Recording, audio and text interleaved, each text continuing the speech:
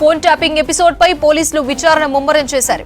కేసులో కీలక విషయాలు రాబట్టేందుకు యత్నిస్తున్నారు. ఇందులో భాగంగానే రిమాండ్ లో ఉన్న భుజంగరావు, తిరుపతన్నను కస్టడీకి కోరనున్నారు. దీనిపై నాంపల్లి కోర్టులో కస్టడీ పిటిషన్ వేయనున్నారు. ప్రస్తుతం వీరిద్దరూ చెంచల్గూడ జైల్లో ఉన్నారు. ఫోన్ ట్యాపింగ్ ఎపిసోడ్ పై పోలీసులు విచారణ ముమ్మరం చేశారు. కేసులో కీలక విషయాలు రాబట్టేందుకు ప్రయత్నిస్తున్నారు. ఇందులో భాగంగానే రిమాండ్ లో ఉన్న భుజంగరావు, తిరుపతన్నను కస్టడీకి కోరనున్నారు. దీనిపై నాంపల్లి కోర్టులో కస్టడీ పిటిషన్ వేయనున్నారు. ప్రస్తుతం వీరిద్దరూ చెంచల్గూడ జైల్లో ఉన్నారు. దీనికి సంబంధించి మరిన్ని వివరాలు అజయ్ లైవ్ లో అందిస్తారు. అజయ్, ఫోన్ ట్యాపింగ్ విచారణ అప్డేట్స్ ఏంటి?